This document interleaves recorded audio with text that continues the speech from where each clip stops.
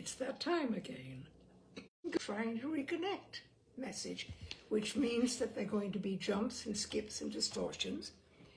I'm making an appointment with Spectrum to see if we can take care of this. It's unfortunate that Spectrum has the monopoly. I can't just turn and go to someone else. I wish I could.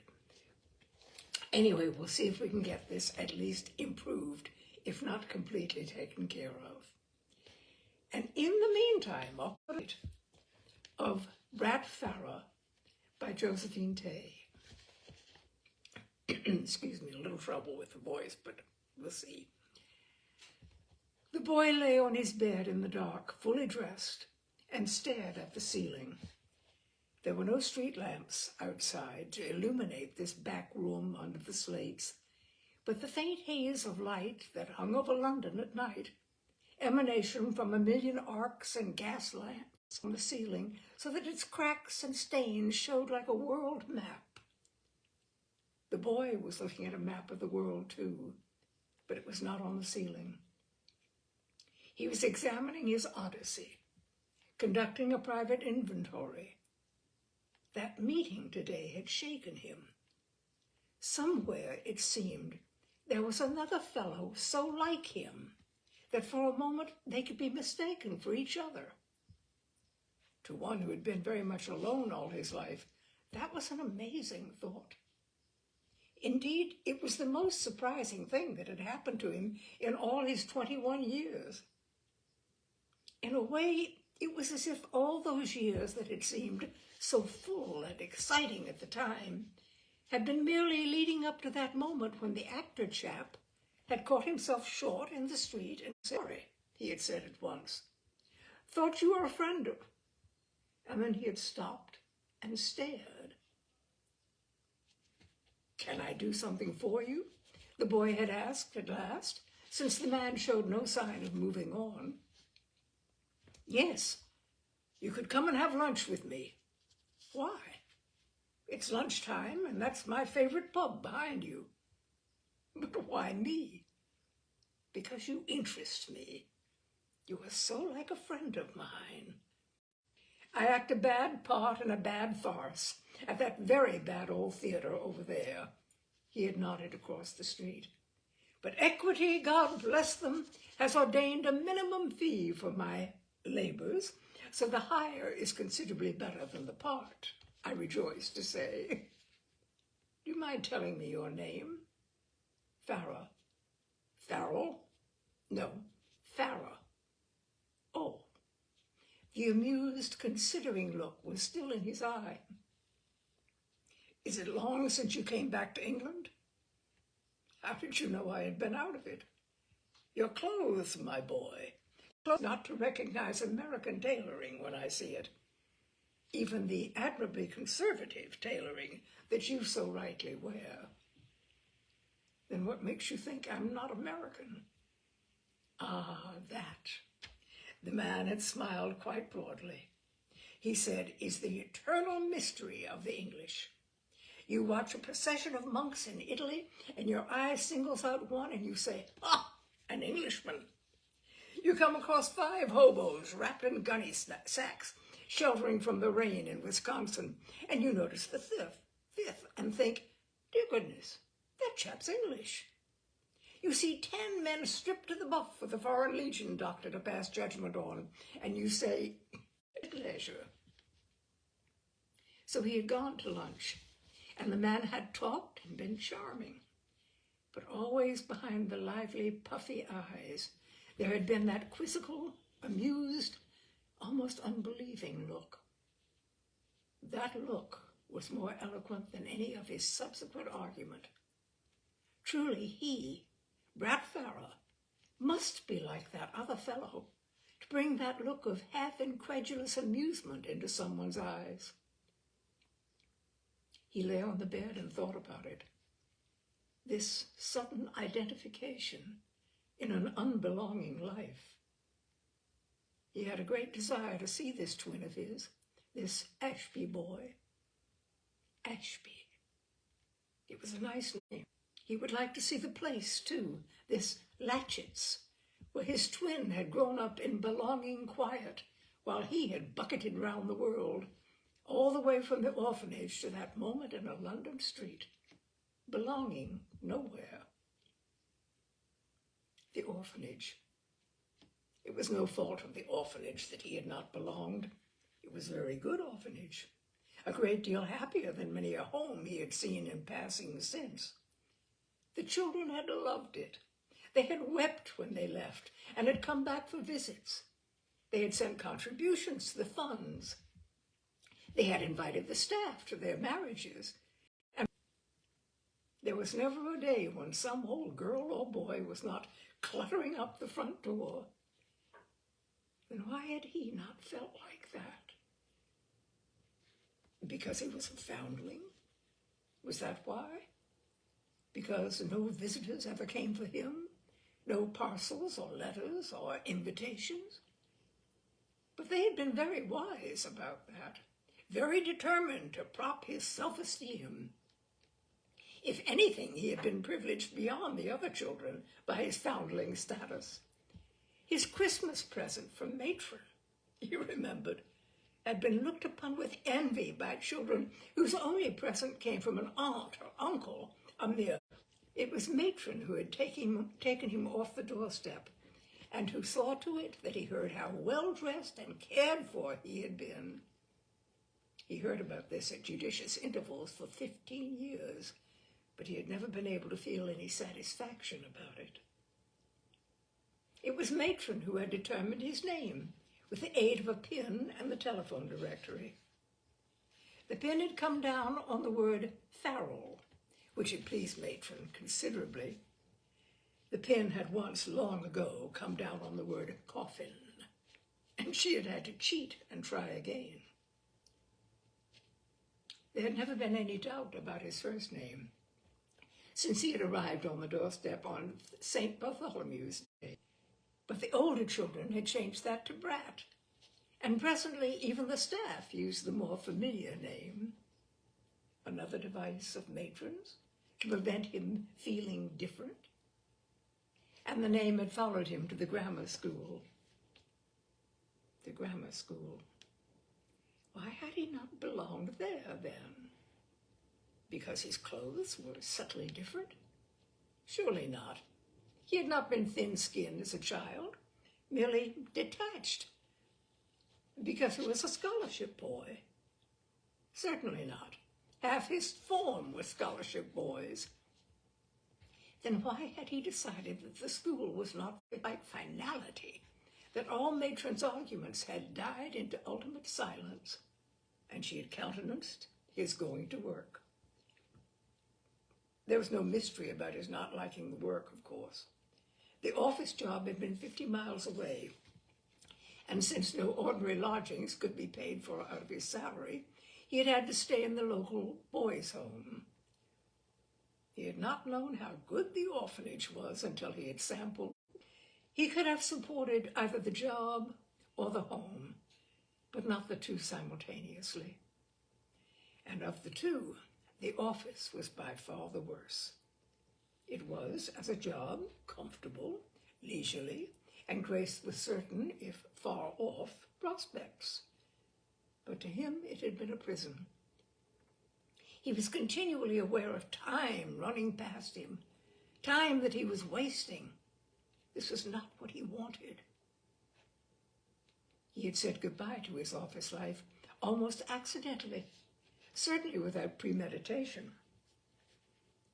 Plastered against the glass of a newsagent's window, and the price, in large red figures, was exactly the amount of his savings to the nearest half-crown.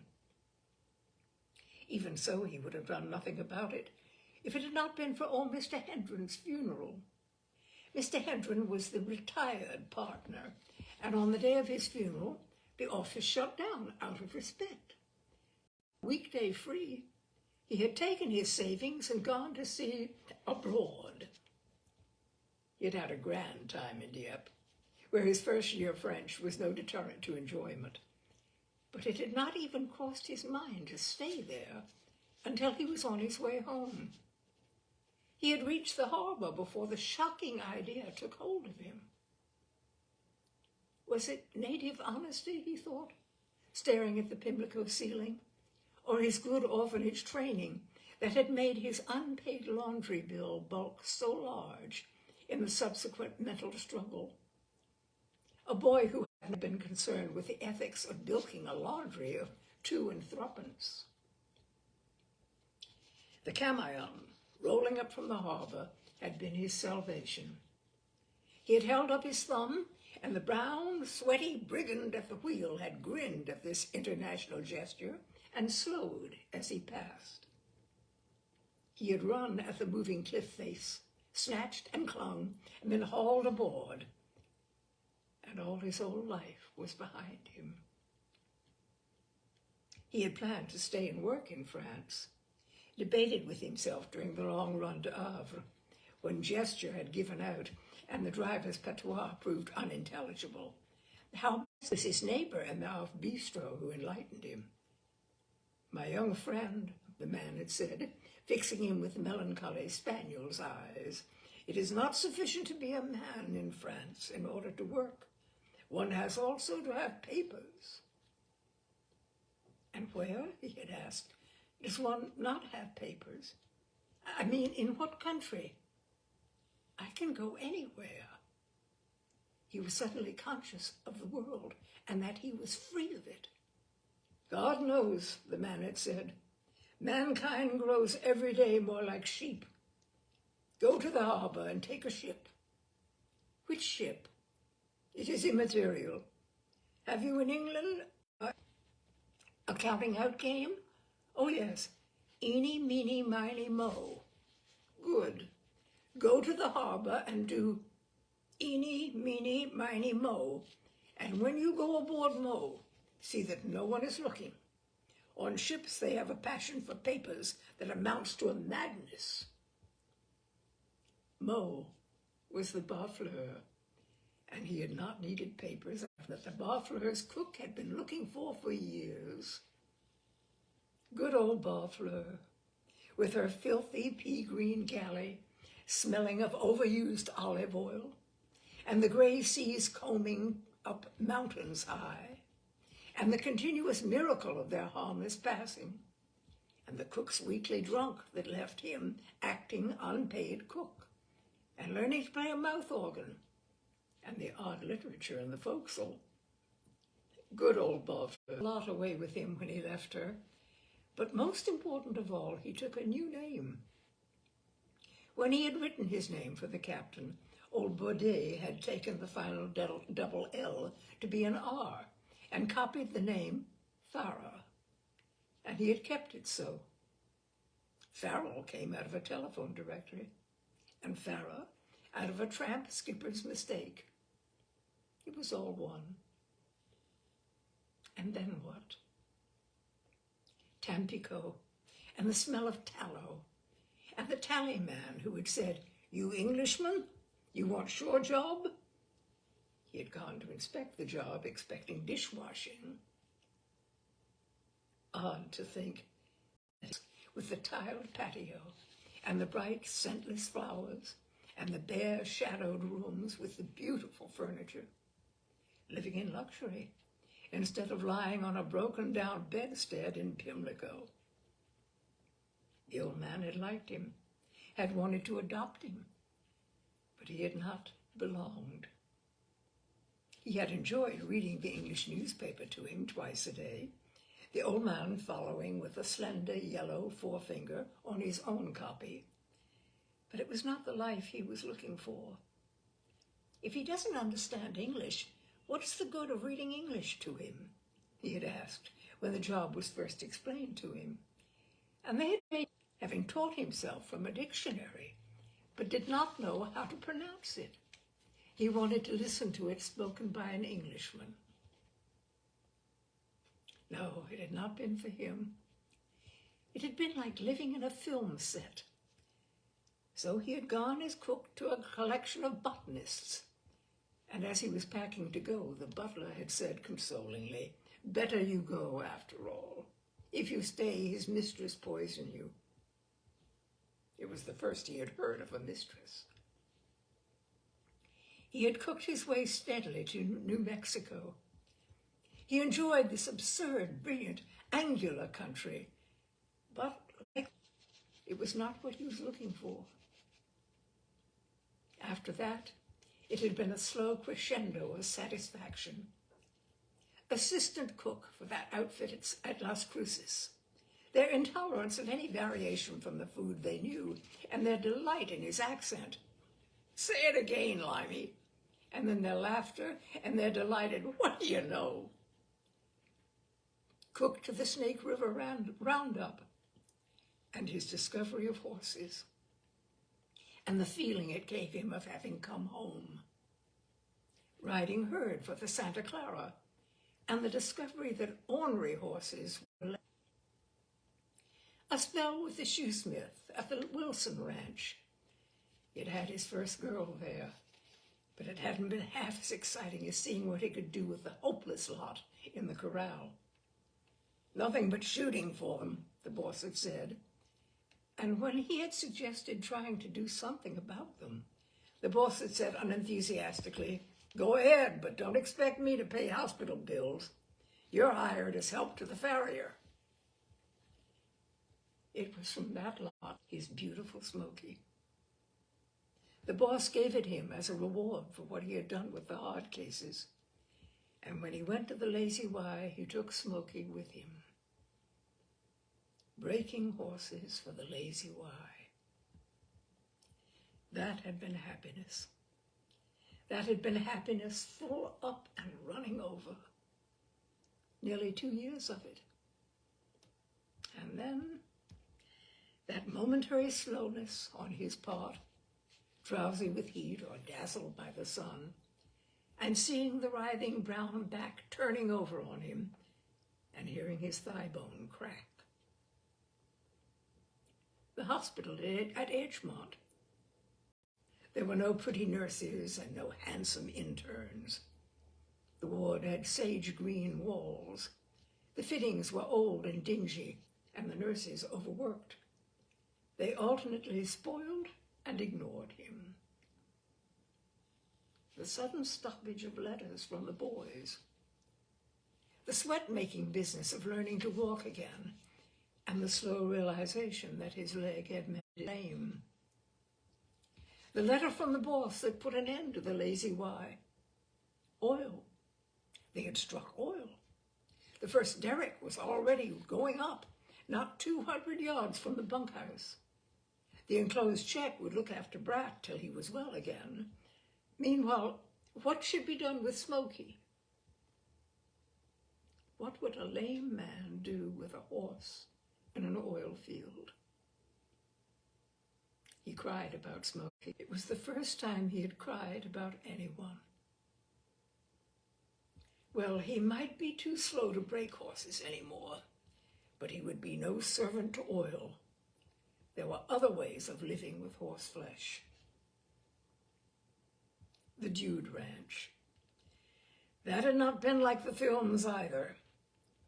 Ungainly women in unseemly clothes, punishing the saddles of broken-spirited horses until he wondered that they didn't break in two. The woman who had wanted to marry him. She'd not been at all the kind of woman you'd imagine would want a kept man, not fat or silly or amorous. She was thin and tired-looking and rather nice, and she had owned the place up the hill from the Dude Ranch. That was the bait she had offered. The one good thing about the Dude Ranch was that you made money at it. He had never had so much money in his life as when he finished there. He planned to go east and spend it. And then something had happened to him. The smaller, greener country in the east, the smell of spring gardens, woke in him a nostalgia for England that dismayed him. He had no intention of going back to England for years yet. For several restless weeks, he fought the longing. It was a baby thing to want to go back. And then quite suddenly gave in. After all, he had never seen London. Going to see London was quite a... And so to the back room in Pimlico, and that meeting in the street. He got up and took his cigarettes from the pocket of the coat that was hanging on the back of the door. Why hadn't he been more shocked when Loading made his suggestion? Because he had guessed that a proposition would be coming? Because the man's face had been warning enough that his interest would be shady? It was not anything that he was likely to touch. He had not been indignant with the man, had not said, "You swine, to think of cheating your friend out of his inheritance," or words to that effect. But then he'd never been interested in other people's concerns, their sins, their griefs, or their happiness. And anyhow, you couldn't be righteous with a man whose food you were eating. He moved over to the window and stood looking out at the dim frieze of chimney pots against the luminous haze. He was not broke yet, but he had got the length of prospect, but encouraging. It seemed that there were far more people interested in stable jobs in England than stables to accommodate them. The horse world contracted as the horse lovers expanded. All those men who had lost their main interest in living when the cavalry was put down were still hale and active and besieged stable entrances. Besides, he didn't want just to do his 2 a day. If road engineering interested you, you didn't pine to spend your days putting tar on the surface. He had tried a few contacts, but none of the good places was interested in a lame stranger without references. Why should they be? They had their pick of England's best. And when he had mentioned that his experience of braking had been in the States, that seemed to settle it. They said it quite kindly and politely. He had forgotten until he came back how polite his countrymen were. But they had inferred in one way or another that Western kill or cure methods were not theirs. Since they never said so openly, he could not explain that they were not his either. And anyhow, it wouldn't have been any good. They wanted to know something about you before they took you to work with them in this country. In America, where a man moved on every so often, it was different. But here, a job was for life. Could do. The solution, of course, was to leave the country. But the insurmountable trouble was that he didn't want to go. Now that he was back, he realized that what he had thought of as free, purposeless wandering had really been a long way round on the way back to England. He had come back not via Dieppe, but via Las Cruces and points east. Wanted when he found horses, but he had no more sense of belonging in New Mexico than he had had at the grammar school. He had liked New Mexico better, that was all. And better still, now that he looked at it, he liked England. He wanted to work with English horses in an English greenness on English turf. In any case, it was much more difficult to get out of the country than to get into it if you were broke. He had shared a table at the Coventry Street Lions one day with a man who had been trying for 18 months to work his passage somewhere or other. Cards, the little man had snarled. If you don't happen to belong to the Amalgamated Union of Table Napkin Folders, you can't as much help a steward set a table.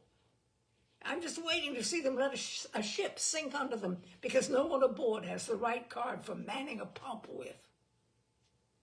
He had looked at the Englishman's furious blue eyes and remembered the man in the Havre bistro. One has also to have papers. Yes, the world was... It was a pity that Loading's proposition was so very criminal. Would he have listened to it with any more interest if Loading had mentioned the horses earlier? No, of course not. That was absurd. The thing was criminal, and he wouldn't touch it. It would be quite safe, you know, said a voice in him. They wouldn't prosecute you, even if they found out, because of the scandal. He said, the thing's criminal. It might be amusing to go and see Loading act one night. He had never met an actor before. It would be a new sensation to sit and watch the performance of someone you knew off. How would Loading be as a partner? A very clever partner, believe me, said the voice. A plain bad lot, he said. I don't want any part of him. You don't need any part of any of it. But take a look at me. Do I remind you of anyone?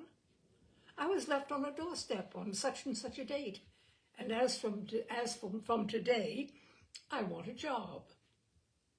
Blackmail, And how much do you think I'd enjoy a job I'd blackmailed out of anyone? Don't be silly. They owe you something, don't they? No, they don't. Not a bean. Oh, come off it. You're an Ashby and you know it. I don't know it. There have been doubles before. Hitler had several. Lots of famous people have doubles. The papers are forever printing photographs of humble doubles of great men. They all look like the great men with the characters sponged out. Bunk. Lots of people have a way with horses. There were 62 kids at that orphanage. And did any of them go about spurning good jobs and adoption by rich parents so that they could find their way to horses? I didn't know I was looking for horses. Of course you didn't know. Your Ashby blood knew. Oh, shut up. Tomorrow he would go down to Lou's and have a go at that jumping stable. He might be lame, but he could still ride anything on 4 legs. They might be interested in someone who could ride at 10 stone and didn't mind risking his neck. Risk your neck when you might be living in clover? But not clover with horses in it. Shut up, you're wasting your time. He began to undress, as if movement might put an end to the voice.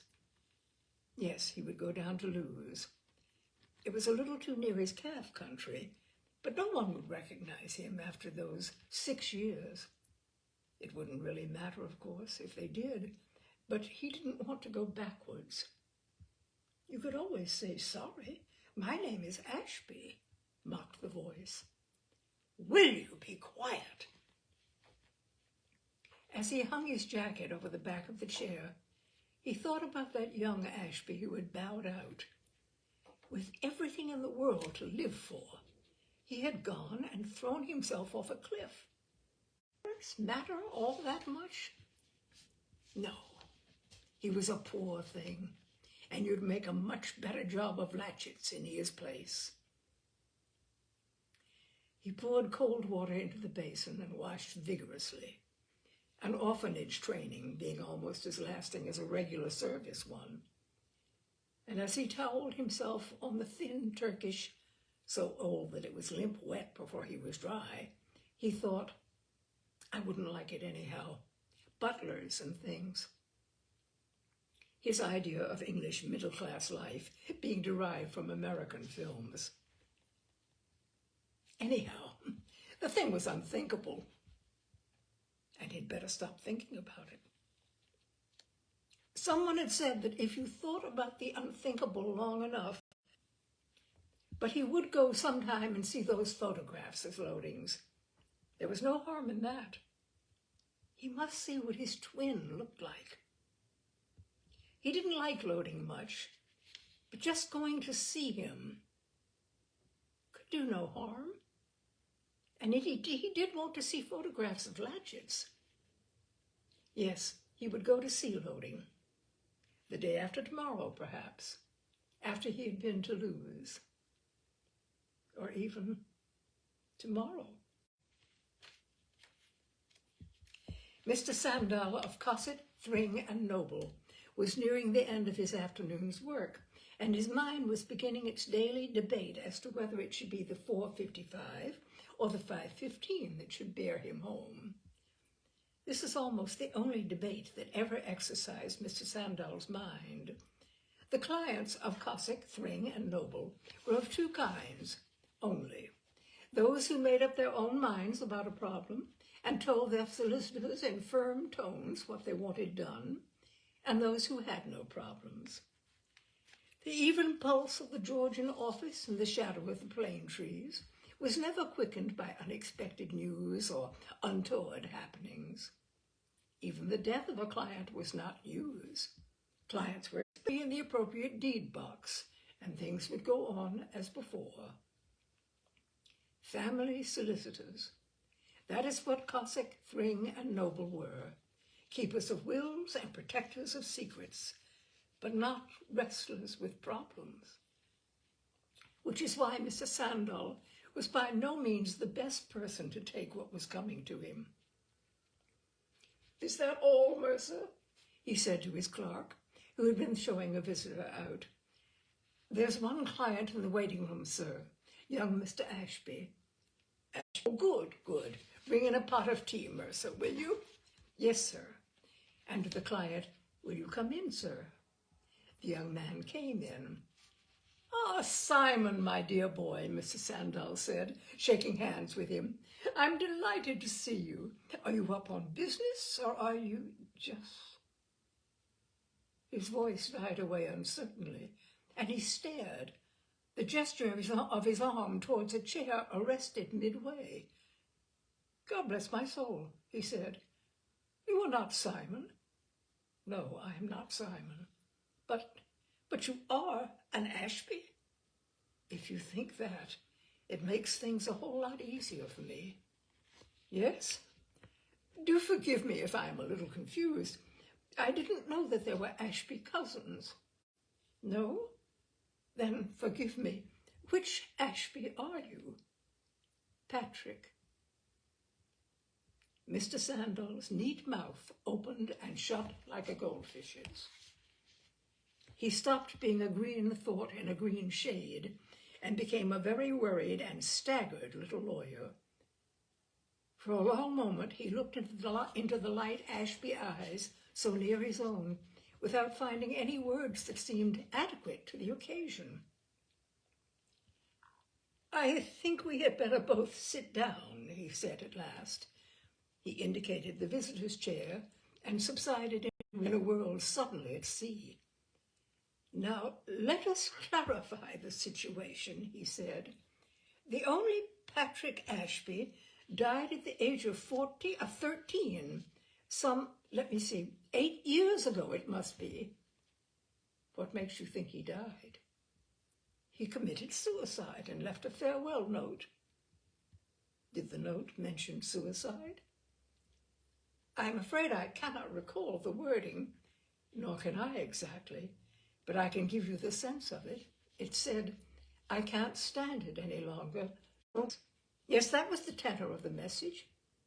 "And where in that is the mention of suicide?" "But the suggestion, surely, one would naturally infer. The letter was found on the cliff top with the boy's coat. The cliff path is the shortcut to the harbor." "The harbor? You mean it was a running away note, not a suicide one?" "But opened down. The only way to leave it is in the pocket or something."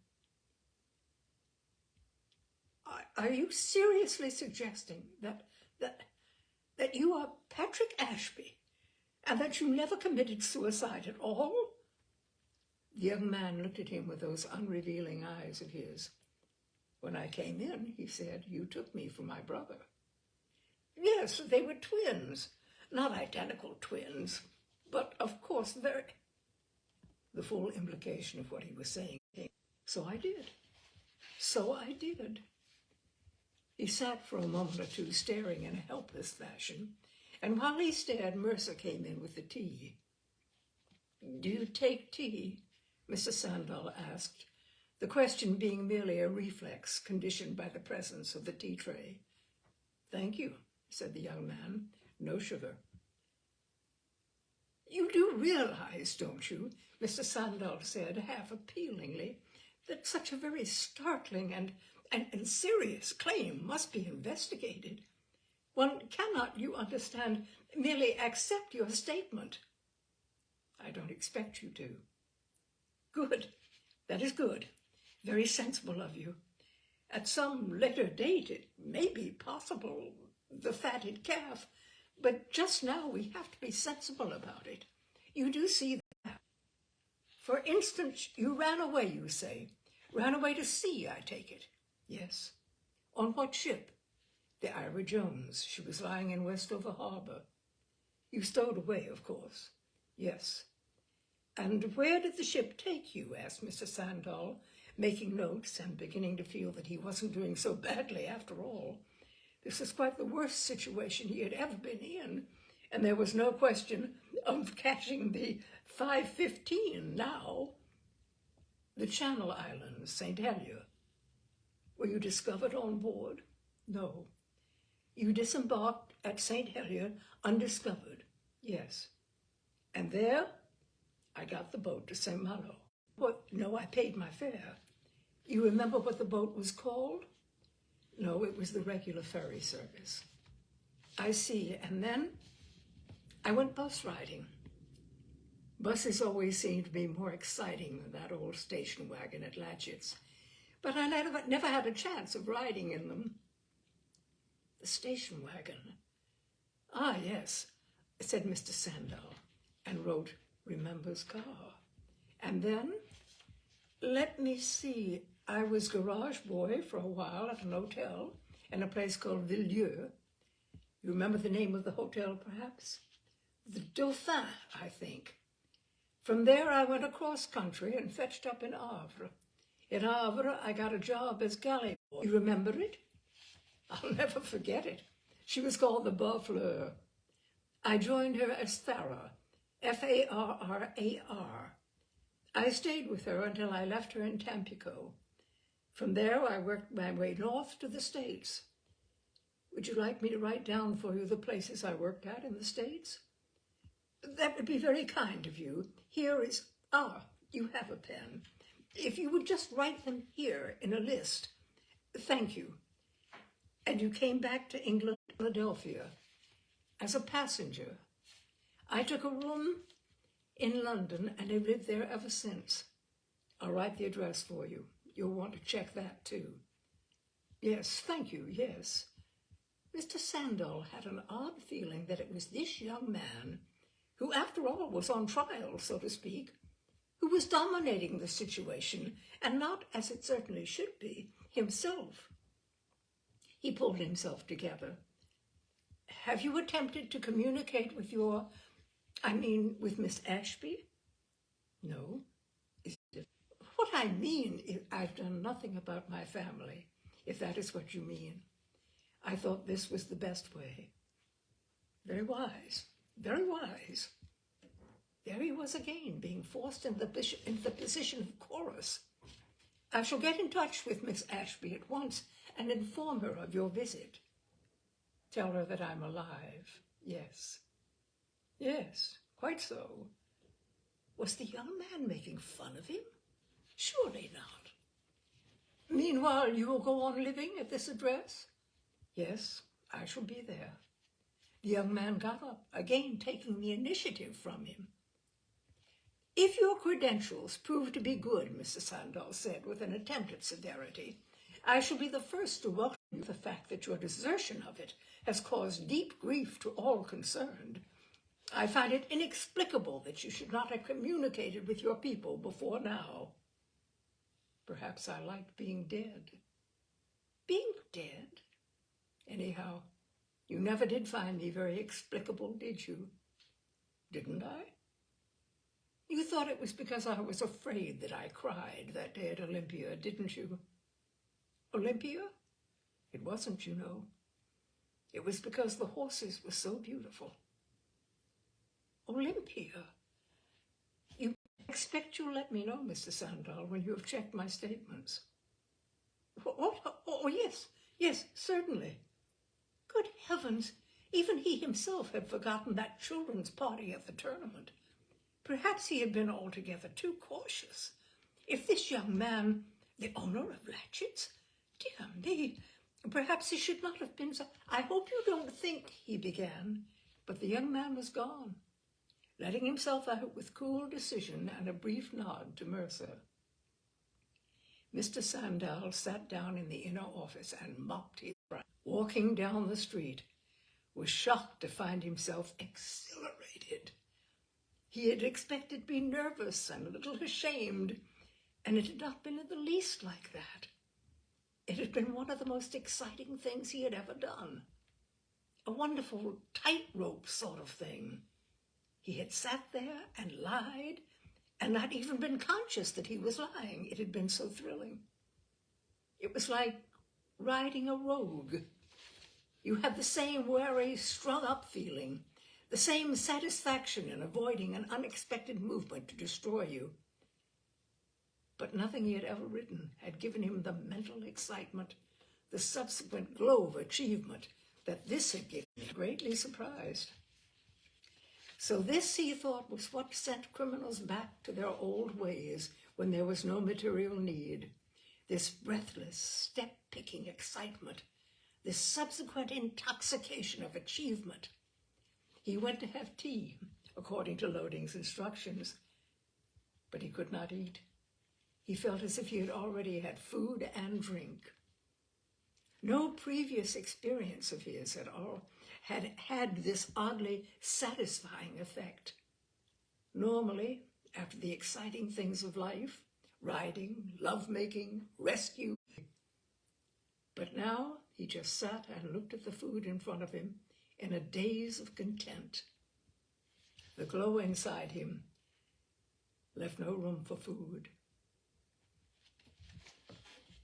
And that is part 2 of BRAT FARRAR by Josephine Tey.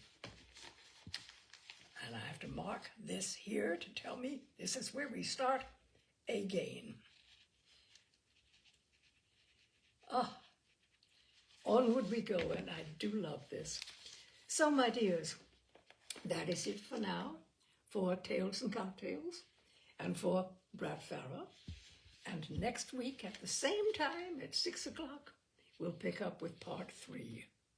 Meantime, I can get something done with Spectrum about this leaping about, etc., and get just plain good, solid broadcasting. Thank you for being with me. I look forward to being with you again next Wednesday at 6 o'clock for Tales and Cocktails with BRAT FARRAR. Bye now.